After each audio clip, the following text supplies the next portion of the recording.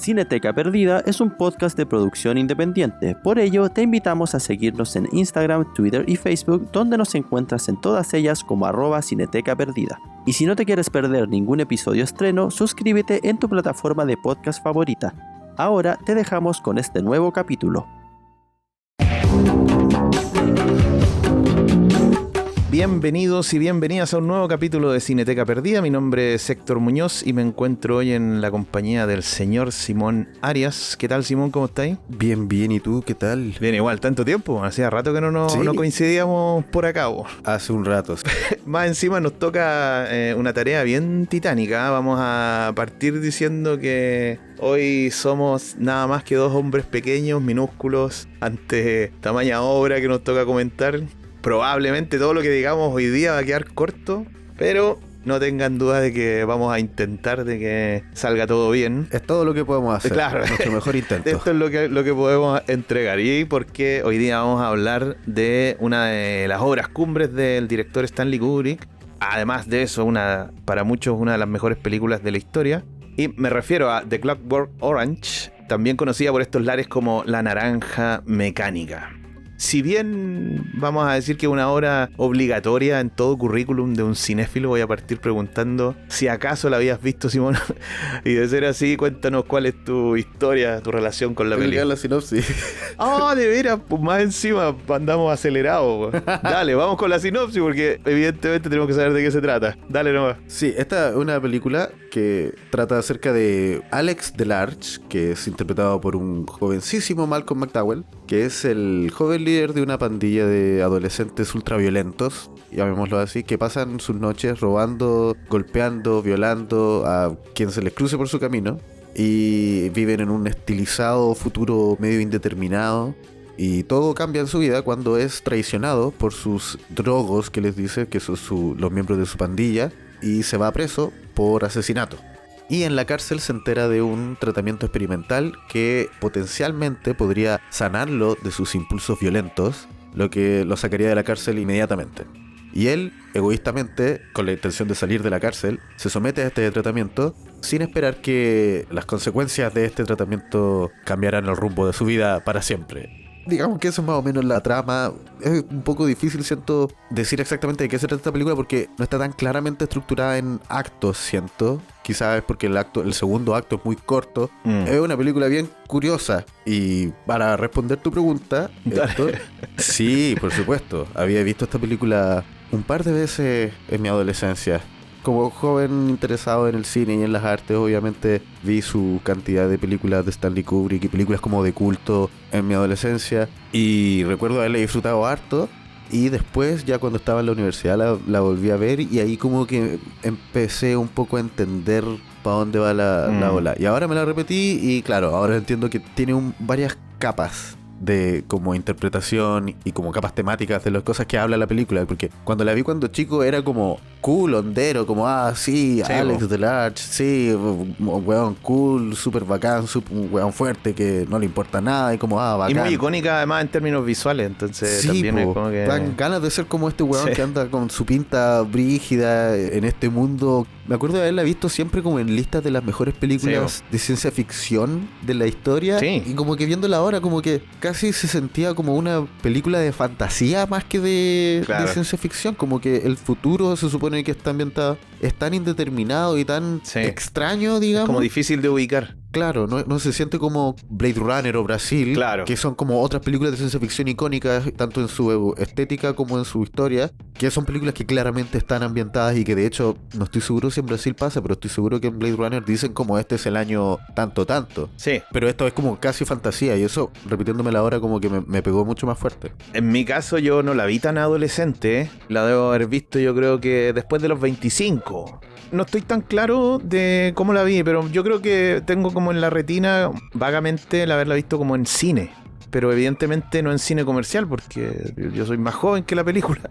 Así que difícilmente la pude haber visto en su estreno, pero tengo como esta sensación de haberla visto como en un ciclo de cine, ¿cachai? Así como un ciclo de cine universitario o algo por el estilo. En realidad lo tengo como un recuerdo medio vago, pero yo sé que después la volví a ver, seguramente en la comodidad de mi hogar, Y ahora que la volví a revisar para el podcast, ¿cachai? O sea, creo que la he visto 3 veces ya con esa. Yo no sé si enganché tanto la primera vez que la vi. Eso como que también pensaba mientras la volví a revisar ahora. Pero de hecho a mí me ha pasado en los últimos 5 o 6 años que he tenido como un especial interés en Kubrick. Me he dado a la tarea como de ver el cine de Kubrick con mayor detención, porque hay varias películas, entre esas La Naranja Mecánica, que ya las había visto, pero en la medida como que también uno va consumiendo más cine, como que hay mucha referencia al cine de Kubrick constantemente, ¿cachai? No es un director cualquiera. Bueno, hay que decir que en algunos casos hay quienes consideran que es el mejor director, ¿cachai? En esos rankings que son siempre medio dudosos, pero en fin, está ahí y es como que en los últimos años he estado como constantemente volviendo a ver y ver películas que no había visto de él. He estado como en eso y bueno, por supuesto que este capítulo va a servir mucho para ese objetivo, para volver a ver constantemente las películas de Kubrick, que yo tengo también esa sensación de que son películas que volver a verlas te invitan a ver cosas que seguramente no habías visto. Yo ahí sí me quedo con esa idea que más de alguna vez la he escuchado, de que Kubrick es un director que cada vez que tú vuelves sobre sus películas te vuelve a entregar algo nuevo, que es toda también una aventura entrar en su cine, precisamente porque el tipo tiene muchas capas en lo que está tratando de decir, entonces hay muchas historias, además hay mucha trivia detrás de sus películas. Sí, hay mucha mitología. Sí, qué bueno que lo dijiste tú, porque yo pensaba en eso, igual hay harta mitología detrás, ¿cachai? Hay harto como de leyenda. Yo también soy bien cuidadoso con eso, aquí vamos a tirar seguramente algunos datos, pero evidentemente hay harto como detrás de lo que él es como director. Podríamos partir por algo más bien como datos históricos, si te parece, como para empezar a hablar de la peli. Hablando de Stanley Kubrick como director, uno siempre escucha que era un weón bien obsesivo y por supuesto que sí, antes de repetirme esta película me habían salido muchos clips en redes sociales, como de páginas de datos de trivia de película, esta talla de que el escupitajo que le tira como la especie de apoderado que se encarga de él porque ha pasado por muchas prisiones juveniles. Cuando ya le dice, ya cagaste, te vaya a la cárcel, y le tira un escupo en la cara, se supone que eso lo repitieron como 60 veces porque tenían que... A Kubrick no le gustaba cómo caía el escupo en la cara, entonces tenían que repetirlo una y otra vez porque estaban buscando como una mancha en específica.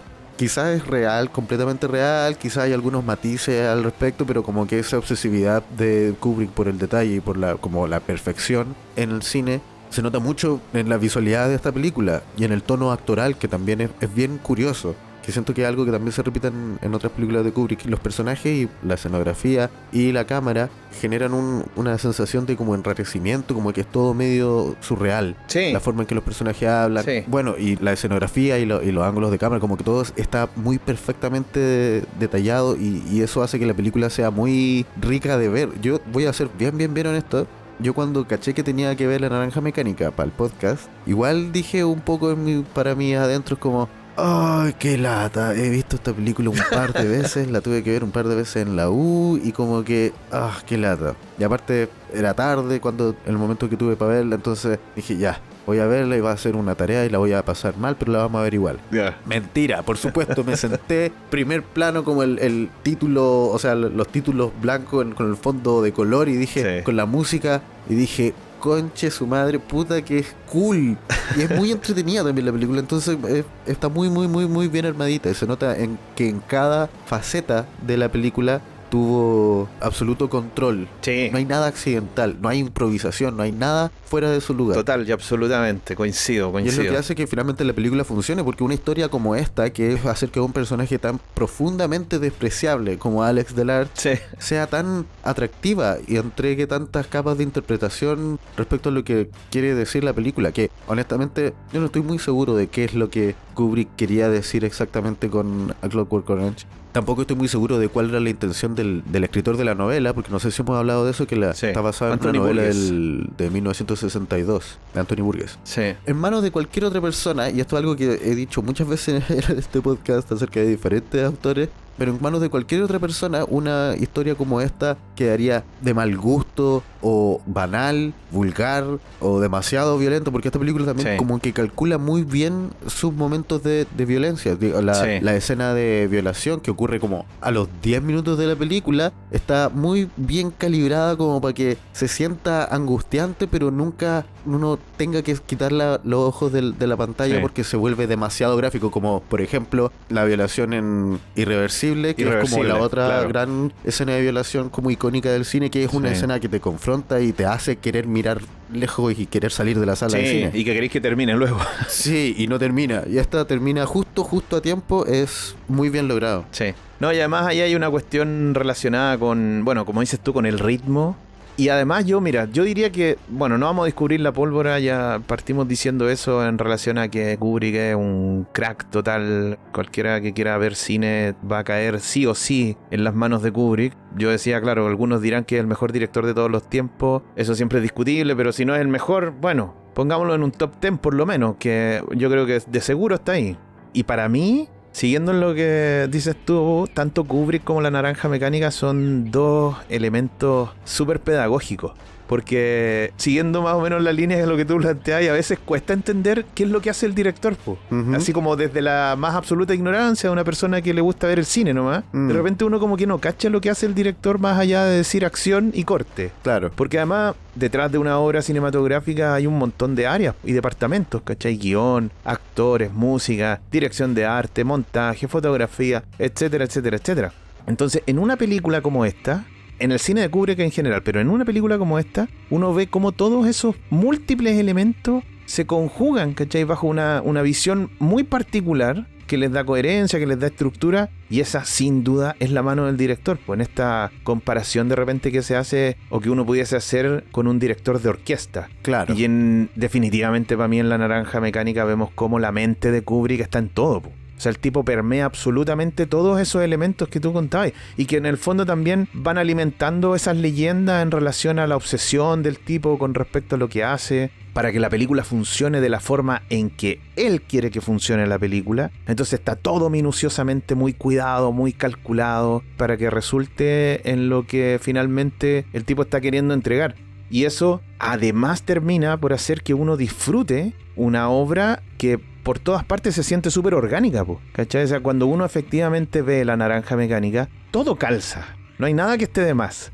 La posición de la cámara, la música, la dirección de arte, todos los planos. La música y la dirección de arte a mí me volaron la cabeza de nuevo. Totalmente. Es un mundo fascinante que construye. No estoy seguro de quién hizo la dirección de arte acá, pero bueno, el equipo de realizadores, digamos, es realmente fascinante desde el primer momento con el travel back de la cara icónica de Alex mirando para adelante, las mesas con forma de mujeres, las fuentes de leche, ¿no? Y la gente como parada, no, es todo demasiado icónico, como es difícil de explicar, es perfecto, supongo. Sí. Supongo que eso es lo que podría describir la dirección de arte de esta película. Sí. Bueno, y además hay una cosa que tú mencionaste al pasar, que tiene que ver con que la película está basada en una novela del mismo nombre, del escritor Anthony Burgess, que se publica en el año 62, si no me equivoco, y que, bueno, a partir de eso, Kubrick en algún momento recibe la posibilidad de convertir esto en una película, y que se convierte finalmente en esta obra de la que estamos hablando. En principio, bueno, también dentro como de estas trivias, de estas tras bambalinas que hay, se supone que a Burgess no le gustó La Naranja Mecánica cuando la vio. Al parecer, eso es lo que dicen, ¿cierto? Yo siempre sospecho de todas estas trivias, pero al parecer dos cosas no le parecieron, ¿cierto? Una es que la novela ya tenía casi 10 años cuando la película se estrenó y Burgess no consideraba que era su mejor obra. Y sin embargo, la película convirtió a La Naranja Mecánica, la novela, ¿cierto? En probablemente su trabajo más reconocido. Sí. Y eso a él no le pareció muy bien. Y lo otro también es que hay un elemento con respecto al final. Y aquí probablemente vamos a hacer inmediatamente un spoiler. La novela y la película difieren en el final. Ahí hay todo un rollo con cómo en la novela que escribe Burgess, que tiene un último capítulo. Claro. Lo que hay detrás de esta historia es que Burgess escribe una novela con un último capítulo, pero esa novela, cuando se edita en Estados Unidos, le quitan ese último capítulo. ¿Y cuál es el rollo de ese último capítulo? Es que en ese último tramo de la novela, el personaje principal de la historia, que es Alex, se redime. Es decir, finalmente logra optar por la bondad, por el bien. Como que se aburre un poco de su vida de violencia y nihilismo, supongo, llamémoslo de esa manera. Sí, y dice como, ¿sabéis que igual me gustaría como empezar una familia, como empezar a ser como un miembro más útil de la sociedad? Exacto. Y este último capítulo es también el capítulo número 21, que es como la edad de la mayoría de edad en Inglaterra, o es como el punto en que muchas culturas por lo menos dicen como ya, ahora este adolescente o este niño se transformó en un adulto. Claro, en esa época los 21, po. Claro. Nunca entendí muy bien por qué lo cortaron de la edición en Estados Unidos, pero esa es la versión que el Stanley Kubrick decide adaptar.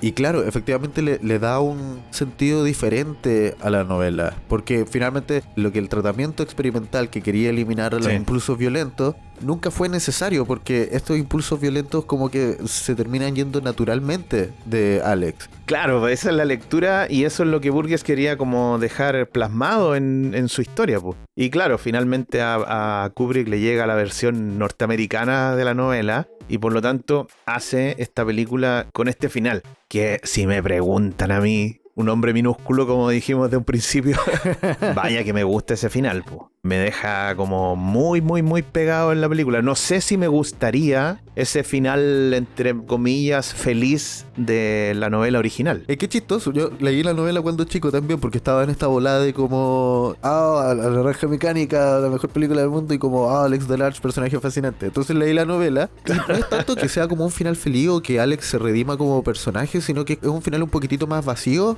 en cierta forma. Es difícil, leí esto hace mucho tiempo, pero me acuerdo no haber sentido como, esto es como un final feliz para Alex porque ahora va a ser buena persona, sino que siempre lo sentí un poco más como respecto a lo que la historia habla acerca de la importancia de la decisión personal, claro, que es algo que también el cura menciona en la película. Sí, po. Bien rápidamente, en caso de que alguien no haya visto la película o no sepa muy bien de qué estamos hablando, el tratamiento experimental hace que Alex sienta aversión física y como que se quiera morir cuando experimenta violencia o cuando tiene deseos de ejercer violencia. Repugnancia. Efectivamente, quitándole toda elección al respecto. Como que no es que él decida hacer el bien, sino que no puede hacer el mal físicamente. El libre albedrío al que se refiere el sacerdote. Sí, pues, y el libre albedrío se va a la mierda, ¿no? Eso deja de existir.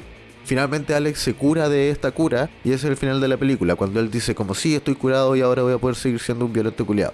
La cosa es que la novela dice como finalmente nunca fue necesario este asunto porque todos inherentemente somos capaces de dejar de lado la violencia y crecer como personas. Sí. Lo que no quita que hayamos sido unos mugres, pero también tenemos espacio para la redención. Cosa que es un poquitito más, no es como alegre, pero es un poquitito más esperanzadora, supongo. Sí. Eso yo lo encuentro un poquitito más interesante. Ahora, la volada de la película, no, porque no quiero decir que Stanley Kubrick sea un completo misántropo y que piense que el hombre es un lobo para el hombre. No creo que eso sea exactamente el punto de la película. La leyenda dice que sí. Bueno, Stanley, creo que estamos en desacuerdo respecto a la naturaleza humana. No sé, pero eso es como la diferencia y por eso puedo entender perfectamente que Anthony Burgess haya dicho como, no, eso no era lo que quería decir con la novela. Sí. Pero la visión del futuro o un futuro posible o un presente paralelo posible, la volada de Stanley Kubrick también tiene que ver con cómo Alex Delarge es utilizado como un peón político para justificar. Había una línea que me quedó grabada que me había pasado por encima muchas otras veces, que es cuando un nuevo ministro de Interior o algo así está justificando el uso del método Ludovico. Dice que vamos a poder vaciar las cárceles de criminales pequeños y vamos a poder usarlas para perseguir a nuestros opositores políticos. Y lo dice como muy... sí, vamos a poder hacer esto ahora. Y fue como... esto es lo que queríamos. Este es el fin real. Esto es lo que se busca realmente con... No estamos tratando de eliminar el mal de la tierra. Estamos tratando de dejar espacio para poder perseguir a otras personas.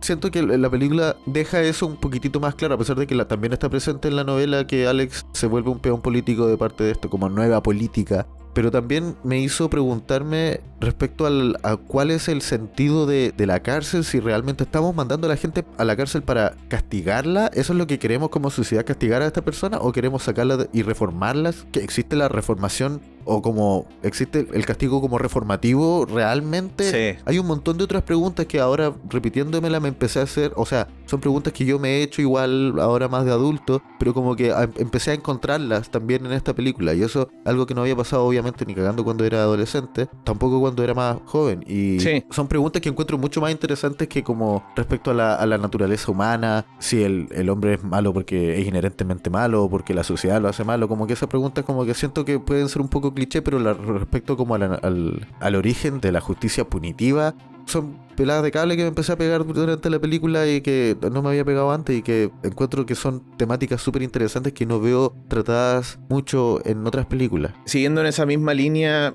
es inevitable no como pensar en todos esos elementos que tú planteas, porque una de las gracias que yo creo que tienen las películas en general, pero estamos hablando de Kubrick, que es que te dejan como un montón de elementos disponibles para discutirlos, ¿cachai? A partir de las historias que te cuentan. Y en este caso, claro, o sea, hay toda una reflexión, como dices tú, acerca de la libertad, del libre albedrío, del poder elegir.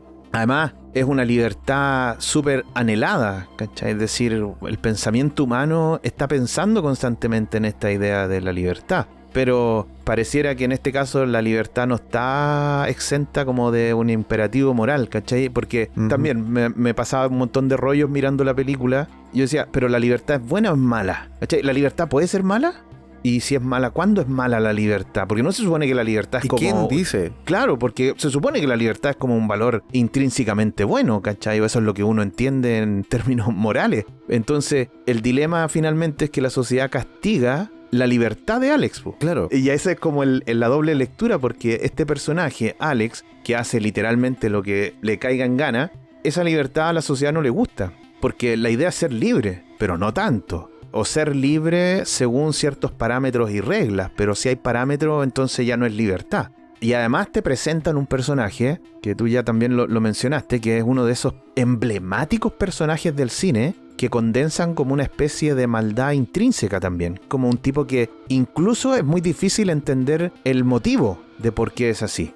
En el fondo se transforma como en estos personajes que hemos visto también en distintas historias, que pareciera que condensan como si fuesen una representación de como de las pulsiones más oscuras del ser humano. Claro. Un personaje que en principio parece no tener ni motivación en su maldad, po. Y el tema es que siendo una película tan visualmente interesante y Alex siendo un personaje tan carismático, uno también se ve reflejado en esas pulsiones más detestables y más sórdidas. Y es duro verse como, oh, igual bacán, ser cool así. Y es brígido como espectador estar empatizando con este personaje y verse reflejado en este personaje que es tan despreciable. Claro. Y siento que eso está como muy bien logrado en la película, y eso también en parte por lo visualmente atractiva que es la película y lo entretenida que es narrativamente, que es muy dinámica. No hay ningún momento en que como que se baje el ritmo. Uno siempre está con este personaje y lo está siguiendo y pasan cosas y lo va siguiendo, y nunca hay un momento en que uno se aburra de ver a este personaje. Como que uno se pregunta como, ¿por qué estoy empatizando tanto? ¿Qué tanto de Alex hay en mí? Sí, y de hecho, en esa como representación de la libertad, que es extraño, porque también, como lo dices tú, es un ser despreciable, po. Lo paradójico del desprecio sobre Alex es que, claro, en la medida que uno lo desprecia por sus actitudes, por otro lado, también vemos cómo este personaje tiene o aplica, ¿cierto?, como esta idea de la libertad constante, po. Es un personaje que evidentemente es una especie de sociópata, ¿cierto? Un tipo que busca además el placer. Es un personaje súper hedonista. Y además de eso es un personaje al que la violencia le genera placer.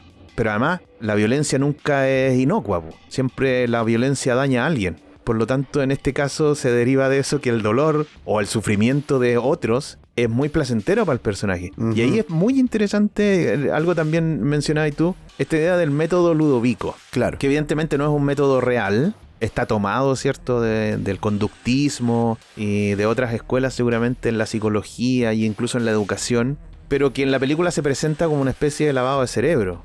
No es otra cosa como que instalar en la cabeza de este personaje una moral. Forzarla. Claro, es instalar la estructura de lo bueno y lo malo. Lo cuático de esto, según yo, es que, claro, lo caricaturiza, pero no es distinto al cómo somos formados nosotros. Pues de hecho, todos los procesos de socialización que nos forman como sujetos dentro de una sociedad son procesos morales, pues.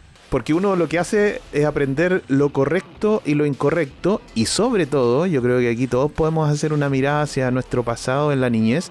Todos aprendemos además el castigo ante lo incorrecto, po. Claro, aprendemos a charchazo. Pero siempre, es decir, nosotros entendemos desde muy pequeños y además en una aplicación probablemente mucho más intuitiva y natural de este método, pero aprendemos a partir de eso. Es decir, voy a, por supuesto aquí, que me perdonen todas las personas que están escuchando, pero guardando todas las proporciones, ese mecanismo a través del cual se condiciona la psiquis de Alex al mirar esos videos llenos de atrocidades, ¿cachai? Para que reaccione con adversión, con repugnancia a la maldad. La verdad es que no es distinto a cuando uno le dice al niño o nos dijeron a nosotros, no toque eso, es caca. Claro. Bueno, es súper coloquial lo que estoy diciendo. Yo sé que estoy como hablando de una cuestión muy, muy superficial probablemente. Pero bueno, ¿por qué asociar un comportamiento X, una curiosidad de un niño con la caca, pues? Porque en el fondo lo que te están instalando en la cabeza es que tu comportamiento tiene que ser repugnante, es decir, te están poniendo eso en un nivel en el que efectivamente es rechazable lo que estás haciendo, que no es precisamente la maldad que representa Alex en la historia, pero evidentemente todos fuimos formados bajo esos mismos mecanismos, es decir, siempre se nos enseñó que habían comportamientos que eran castigados, y ese castigo entonces también era una forma como de decir, bueno, el cerebro finalmente lo que va a aprender es a frenarse, ¿cierto? A saber de que este es el límite, ¿cachai? Si me paso de acá, evidentemente viene una consecuencia y es como Claro, que... viene una consecuencia sobre mí. Exacto. No es que sí. mis acciones tengan consecuencias. O sea, estoy pensando como cuando uno piensa cuando niño. Si hago algo malo me va a pasar a mí. Exacto. Y lo interesante es que después cuando uno se va haciendo más grande, más viejo y empieza a pensar un poco más las cosas, se da cuenta de que las acciones que uno hace tienen consecuencias, punto. Tienen consecuencias sobre los otros, pueden tener consecuencias sobre mí, pero ya no va a haber un castigo necesariamente asociado a eso. Entonces uno empieza a tomar esas decisiones por su cuenta sin estar pensando en un potencial castigo. Claro. Bueno, y eso es porque finalmente también tenemos instalado en la cabeza una moral particular. Claro. Y eso también se nos fue enseñando, y finalmente entonces nuestros comportamientos están muchísimo más normados de lo que nosotros pensamos. Es decir, nosotros siempre pensamos o tenemos cierta conciencia de que tenemos grados de libertad, pero hay ciertas perspectivas también en las cuales uno se ve a sí mismo o puede verse a sí mismo y entender de que uno no es otra cosa más que una marioneta, ¿cachai? En muchos aspectos eres una marioneta y tus comportamientos están súper dirigidos. En el fondo también, uno podría preguntarse, a partir de la película, y por supuesto que no estamos yendo en una tremenda bola, pero uno podría preguntarse por esos niveles de voluntad y de libertad que uno tiene dentro de las estructuras en las que está metido, ¿cachai? O sea, efectivamente nosotros tenemos muchas posibilidades de elegir, o estamos como supeditados a un camino casi trazado, y que finalmente entonces también esa libertad es más bien ficticia y es como, ¿cierto?, uno de esos elementos que uno quisiera alcanzar, pero bueno, todas esas cuestiones están ahí también instaladas en la película, que bueno, por eso decía que da como para mucho, po. Claro. Y que presenta además todos estos temas que son discutibles, po. Hay un tema acerca del mundo en que Alex habita que también se siente fuera de la presencia de Alex. También se siente un mundo muy hostil y muy violento, muy abandonado. Como que todos los lugares, sobre todo en la presentación de Alex, cuando se muestran las cosas que hace con sus amigotes, Sí. tienen esta pelea como en este teatro abandonado en que otra pandilla va a violar a una chiquilla y ellos llegan y entre comillas la salvan y le sacan la cresta a los otros cabros, y es un lugar como muy abandonado. En muchos sentidos se siente como un mundo post-apocalíptico. También cuando llega Alex a su casa, a su departamento, que está como todo abandonado, toda la calle, todo el espacio está vacío cuando él llega, y hay como un Sí. ascensor malo, todo se siente muy destruido. Entonces hay algo del origen de Alex ahí también, como este personaje, ¿desde qué mundo sale? Sí, Porque se siente un mundo tan destruido que finalmente el único producto que puede existir en este mundo, el único fruto, es un fruto podrido que es Alex, y es que finalmente es la condensación de todo el horror que uno puede, digamos, atisbar en algunos espacios en este mundo, porque también hay otros lugares que son como mucho más estilizados y como que dan lo mismo, pero Sí. el mundo que habita Alex naturalmente está lleno de basura, es súper solitario, está lleno de arte como corrompido. Cuando llega a su casa hay un mural que está como todo rayado con... Sí. Me van a disculpar mi lenguaje, pero está literalmente tapado en pico y zorra. Sí. Es todo un mundo muy perverso. Entonces Sí. siento que es imposible que este mundo genere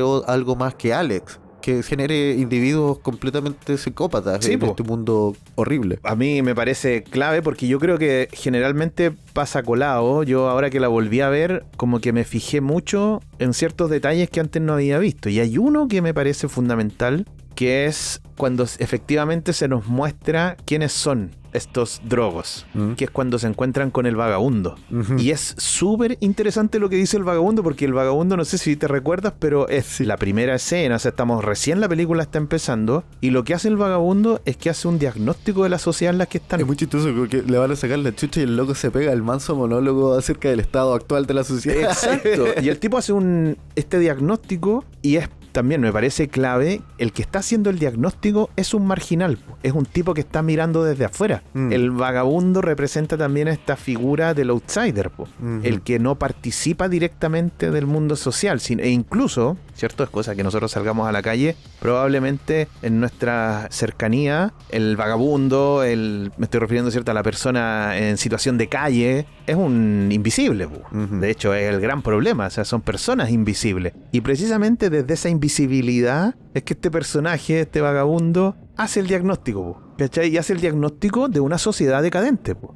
Por eso me parece como relevante, porque yo creo que esa escena queda tapada por la violencia, que es una de las cuestiones también claves de la película, que es una película muy violenta, es muy violenta para la época, Sí. y la película fue muy censurada también a propósito de lo mismo, muy criticada por la violencia que presentaba, y claro, ¿qué es lo que pasa? Que generalmente cuando nosotros tenemos estas películas así, se nos olvida el trasfondo y nos quedamos como con la parte superficial, y en este caso, en esa escena, Claro. solamente porque ahora me fijé, pero si me hubieses preguntado antes de verla de nuevo, nunca jamás me hubiese acordado la línea de ese vagabundo, porque queda tapada bajo la violencia que viene después, es decir, a ese vagabundo le pegan brutalmente, y eso es lo que te queda en la retina, no te acuerdas que el tipo está haciendo el primer y más importante diagnóstico de esta sociedad decadente en la que vamos a entrar, que vamos a conocer ahora a partir de estos personajes. Claro, es como una entradita bien, bien sutil, como esto es lo que te vamos a presentar, porque Exacto. estaba hablando acerca de este personaje que es un outsider. Y Alex, en cierta forma, Alex y sus drogos también lo son. Claro. Pero es interesante que nunca vemos la sociedad que ellos no habitan. Nunca vemos quiénes son las personas funcionales en este mundo. Nunca vemos como oficinistas o cómo funciona una ciudad. Claro. Siempre son lugares muy aislados. El único momento en que vemos a Alex realmente rodeado de gente es cuando está en la cárcel. Sí, po. Ahí vemos a un montón de gente haciendo cosas. No vemos multitudes en ninguna parte, tenéis razón, yo no me había fijado en eso, como que las calles están casi vacías. Claro, ahora estoy pensando como esta sociedad que el vagabundo está describiendo de que estamos perdiendo nuestros valores, estamos poniendo gente en la luna, pero no estamos concentrándonos en la gente que está en la tierra. Nunca vemos este mundo que nos están describiendo, como que está todo completamente fuera de esta sociedad, que Sí. en realidad tampoco sabemos si funciona. Lo único que vemos ahora que lo recuerdo, la tienda de música, Claro. que también ahí es como solo un interior de una tienda de música, que no sabemos dónde está. Claro. Solo vemos, puede ser un búnker subterráneo, quizás así es un mundo post-apocalíptico, post-guerra nuclear en que no queda nada arriba y solamente estos espacios vacíos con carros de supermercado y murales rayados. Nunca vemos este mundo. Y quizás eso también lo hace súper atractivo porque como no vemos cómo funciona esta sociedad o no sabemos cómo son las ciudades realmente, fuera de lo que Alex ve o percibe, es mucho más fácil imaginar estas situaciones en nuestro propio mundo, en nuestra propia ciudad. También hay un montón de lugares marginales de Santiago en que probablemente existen personajes que viven vidas similares y nosotros no lo sabemos porque estamos viviendo en nuestras casitas y estamos tranquilos. Claro. Y vivimos en una sociedad que supuestamente funciona, pero si te alejáis un poquitito más y abrir un poquitito más el lente, podéis ver que alrededor hay un montón de mugre supurando. Totalmente. Eso también a mí me hizo pensar mientras veía la película en estas cuestiones también que van como rompiendo ciertos esquemas dentro de la mecánica de esta sociedad en la que estos tipos viven, po. Además, es súper extraño, yo creo que puede parecer extraño en realidad, no es que sea súper extraño, pero podría parecer extraño esta idea de que esta película es una película de ciencia ficción. Porque partimos diciendo eso en un momento, como que uno dice, ¿esto es una película de ciencia ficción? Sí, está en muchas listas, debe ser una película de ciencia ficción, pero Claro. no, es una película rara, ¿no? Claro, entonces es como también para que de repente si alguien se encuentra con la película y dice ciencia ficción, probablemente se va a decepcionar, entre comillas, porque no hay naves espaciales, no hay super avances tecnológicos, ¿cachai? Pero claro, sí hace referencia a una sociedad futurista entre comillas también, y con ciertos aires como distópicos. Yo creo que... Sí, distópico yo creo que es la palabra. Claro, para mí, mientras la veía ahora para el podcast, me acordaba mucho del trabajo que hizo Charlie Brooker, que ha hecho con Black Mirror. Es una serie mucho más contemporánea, ya estamos hablando del siglo XXI, pero que es una serie que no necesita de lo tecnológico. También es una serie de ciencia ficción, pero no necesita de esa dimensión de lo tecnológico necesariamente para hablar de la distopía social en la que vivimos. ¿Por qué hago la comparación en el fondo? Porque me parece que son obras que caen en esa categoría de ciencia ficción, pero que en el fondo no hablan del futuro lejano ni de lo fantástico, sino que hablan más bien de lo que está pasando ahora. Claro. Como que en el fondo te están empujando a pensar en el mundo en el que estamos aquí y ahora, no necesariamente en ese mundo futurista y distópico en el que aparece la historia. Claro, como que usan la ciencia ficción, entre comillas, ciencia ficción como reflejo del mundo en que vivimos, no como una fantasía de lo que podría ser, como, no sé, pues pienso en Ray Bradbury, en Fahrenheit 451, Crónicas Marcianas, que también buscaban ser como un reflejo y contar esta historia ambientada en el futuro, pero hacernos pensar acerca del presente, a diferencia de, por ejemplo, se me ocurre Asimov, que era mucho más soñador respecto a los avances tecnológicos y como que era un poquitito más esperanzador, supongo. Asimov, no he leído tanto de él, pero lo que recuerdo de Yo Robot, por ejemplo, era mucho más, no había tanto reflejo o no había tanto actualidad, digamos, en esa ciencia ficción. Claro.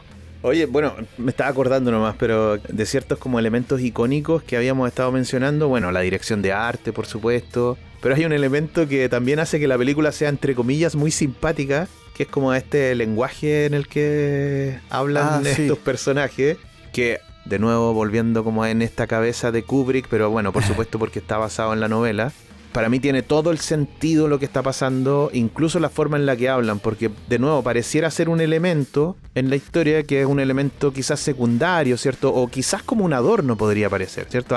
Estos jóvenes loquillos en el fondo que han definido una nueva forma de hablar.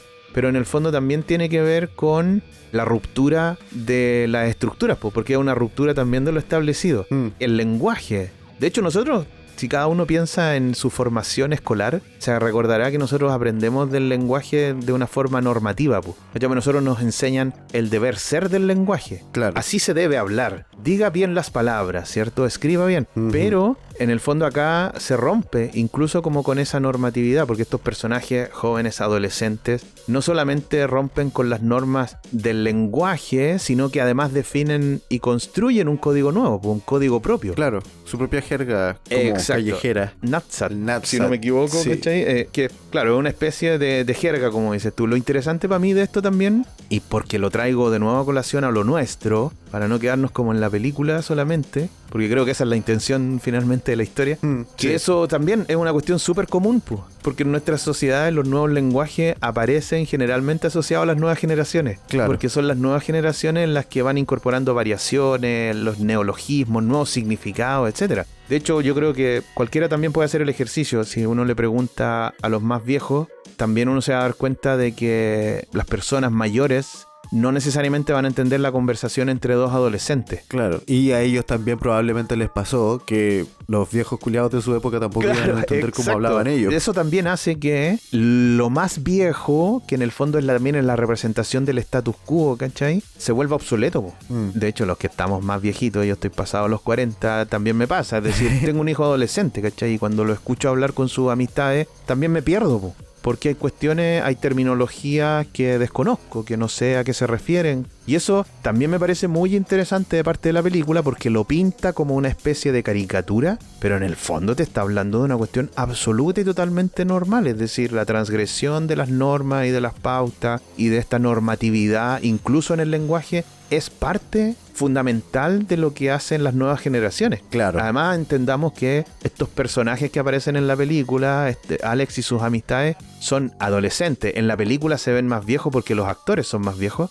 pero tienen 14 años. Sí, la novela termina cuando el capítulo 21 es cuando Alex cumple 18 años. Son gente muy chica. Claro. Imagínate los cabros de Evangelion haciendo estas cosas. Son niños de 14, 15 años. Esas son las edades. Quizá máximo 16, así. Sí, pero son súper pendejos. Aunque igual supongo que sería muy chistoso ver actores niños actuando estas escenas. Hubieran habido hartas escenas que no hubieran podido hacer en la película. No quieres tener como a niños chicos violando mujeres. No, hubiera sido feo. No, además, pues. Bueno, ahí está también la censura de la película, pues. Yo creo que esto habla mucho acerca del poder de las imágenes. Me acuerdo que en el capítulo de La Última Tentación de Cristo con Pablo también hacíamos mención a eso, que en el fondo cuando uno piensa en estas películas censuradas, Claro. por ejemplo La Última Tentación de Cristo y La Naranja Mecánica, son dos películas que sufren la censura, pero son dos películas basadas en novelas.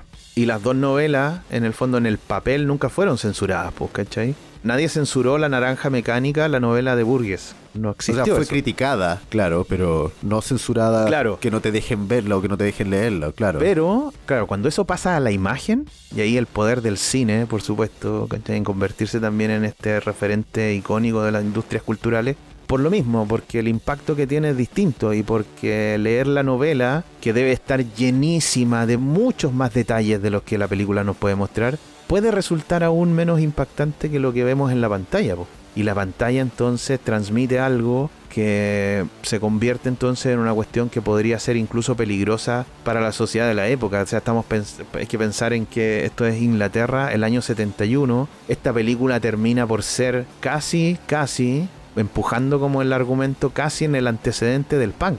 ¿Cachai? Porque Sí, no es tan totalmente. difícil Y conectar una en cosa con la digamos, otra. corrupción de como valores establecidos cristianos que también se ven cuando Alex lee la Biblia y menciona que sí, le gustaba mucho leer la Biblia, no por las enseñanzas, sino como imaginar las weas horribles del Antiguo Testamento, o cuando veía a Jesucristo cargando la cruz y se imaginaba a él dándole latigazos, que son como weas muy Sí. transgresoras, digamos, de lo que uno esperaría, de lo que Exacto. uno habla cuando habla acerca de la Biblia o de estos personajes que son como sagrados. Sí, po. Un dato completamente random, una tangente, nada que ver.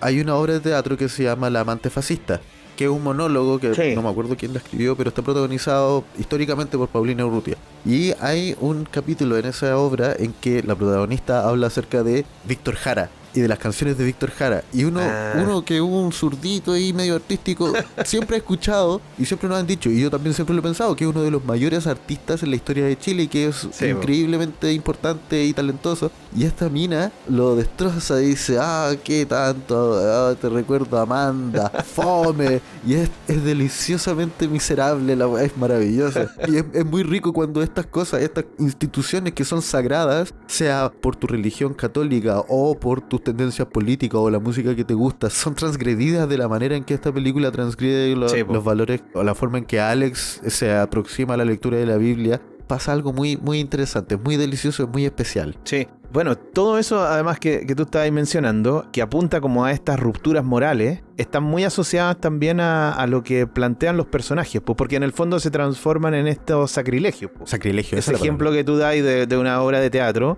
es meterte con lo que, entre comillas, todos acordamos que no hay que meterse. ¿Cachai? Claro. Son cuestiones que están sacralizadas y que por lo tanto no es bien visto entrar en esa dinámica. Entonces, claro, una película como esta, que viene a remover precisamente esos cimientos morales de una sociedad que, por lo que uno entiende a la distancia, la sociedad inglesa, que era una sociedad bastante conservadora. Por eso decía también como en el vínculo que uno puede establecer con el movimiento punk, que va a aparecer precisamente a mediados de los 70, claro. y que precisamente también es un movimiento rupturista, que viene como con toda esta impronta del do it yourself, ¿cachai? De romper ciertas estructuras. Un movimiento además que no solamente es destructivo, sino que es autodestructivo, ¿cachai? Entonces la película funciona casi como un antecedente, uno pudiese decir, paradigmático de una época, ¿cachai? Entonces está hablando de muchas de estas cuestiones que son bastante más profundas que la historia nomás.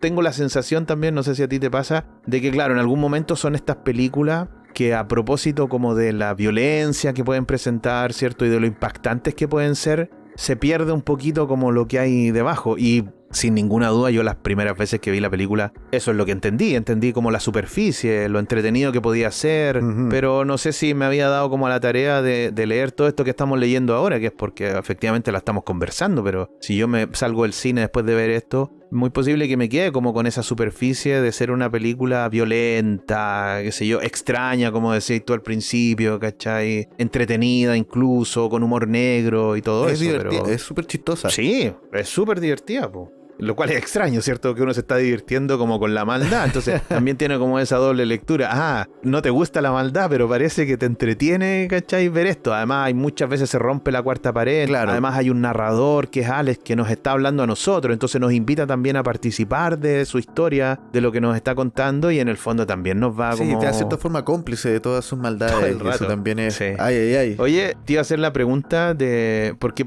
debe ser una de las grandes como interrogantes. No sé si grandes interrogantes, pero no todo el mundo como que asocia el nombre con la película. Claro. La idea de la naranja mecánica. Sí. Porque ahí también hay un elemento interesante como para entender la propuesta, digamos, de lo que hace la historia. Sí, tengo entendido que la frase naranja mecánica era una frase que el Alex se tira cuando lo están utilizando como peón político después de salir de la cárcel. Creo que no está esa escena en la película, pero No. estaba en la novela. Quizá lo estoy inventando.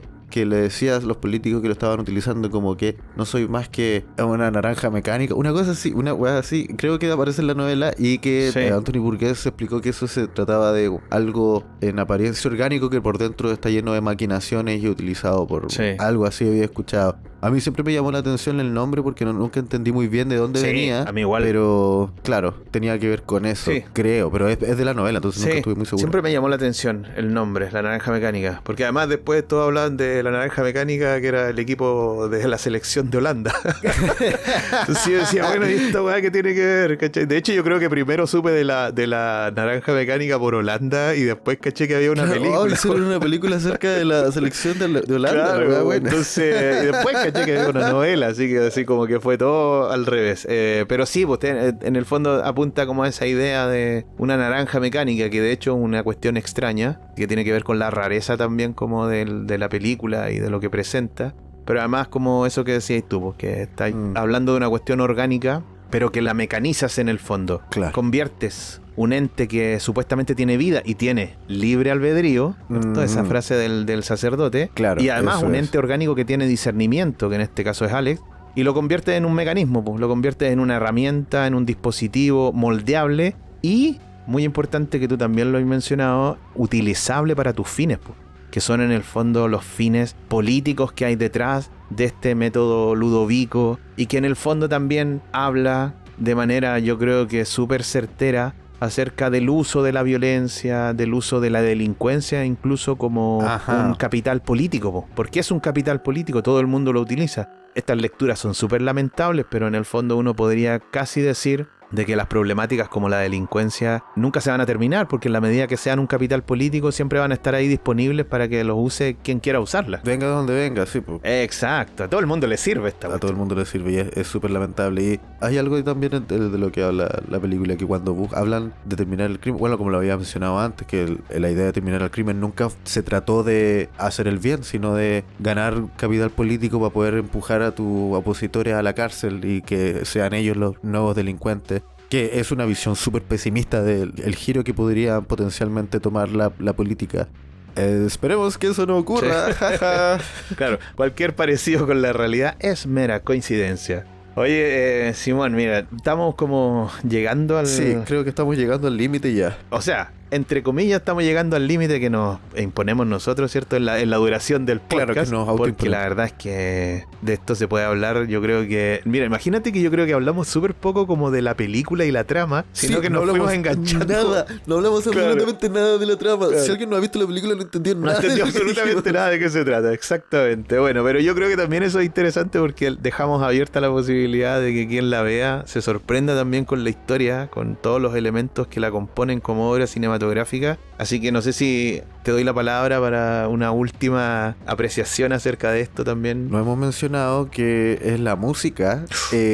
Wendy Carlos, pionera en los sintetizadores, que hizo todos los arreglos de música clásica de Beethoven particularmente para la película y que son muy, muy, muy, muy icónicos. ¿Verdad? Estaba ensayando con una banda y le comenté a mis amigos que tenía que ver La Naranja Mecánica y un amigo estaba tocando su sintetizador e inmediatamente empezó a hacer el tema principal de, entre comillas, la película, que es un arreglo de sintetizadores de un requiem de... no estoy seguro de qué compositor, pero si no has visto la película y buscas en YouTube música de La Naranja Mecánica, te va a salir esta canción que es muy icónica, Sí. el pam, pam, tara, tara, tara, tara, tara, Sí. que es una melodía muy, muy, muy potente. Esa fue Wendy Carlos, así que también un saludo para Wendy Carlos, que hizo que esta película con una imaginería tan icónica también tuviera un sonido tan icónico. Sí. Yo voy a destacar ya también como una última apreciación la fotografía.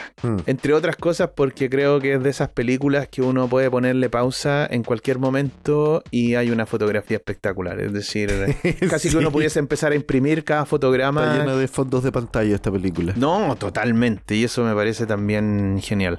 Últimas palabras, querido Simón. Nada más decir que la recomiendo, y si alguien la vio y le da un poquitito de como flojera repetírsela porque como una película tan manoseada y tan hablada, hay razones por las que es tan manoseada y es tan cliché hablar de La Naranja Mecánica y de Kubrick en general como uno de los mayores exponentes del cine en general, Sí. porque es real, es fuera de que es visualmente hermosa, la música es muy chora y es muy profunda también como en cuanto a temática, es también muy entretenida, es simplemente una buena película también para quizá incluso no pensarla tanto, Claro. no necesariamente, sino verla para ver una película entretenida y buena, de la que después no te vayas a arrepentir de ver. Sí. Uno a veces se puede enfrascar demasiado en la teoría y que se puede sonar un poquitito agotador ver una película como que tiene tantas capas y tantas potenciales lecturas, pero también es simplemente una película muy entretenida. Así que, por favor, si alguien no la ha visto y se siente medio intimidado por la profundidad de lo que se puede llegar, no tema, Sí. véanla porque es muy entretenida simplemente. Me sumo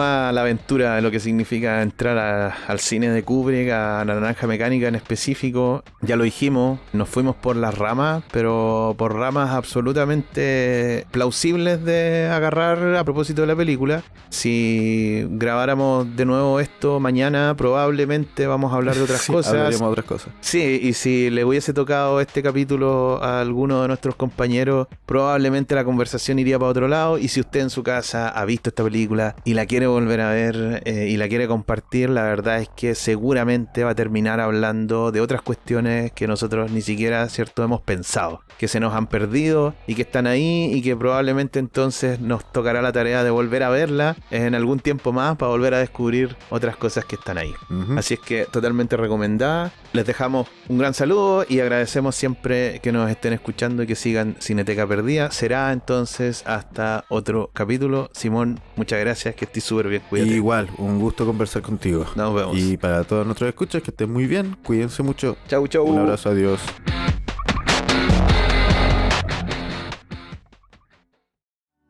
Además de Cineteca Perdida, te recomendamos que escuches El Álbum Esencial, nuestro podcast hermano donde se analizan importantes discos en la historia de la música. También te recomendamos a nuestro podcast amigo Se Escucha Desde Acá, con toda la entretenida conversación de Carlos Huerta y Felipe Chandía. Te esperamos en el próximo episodio.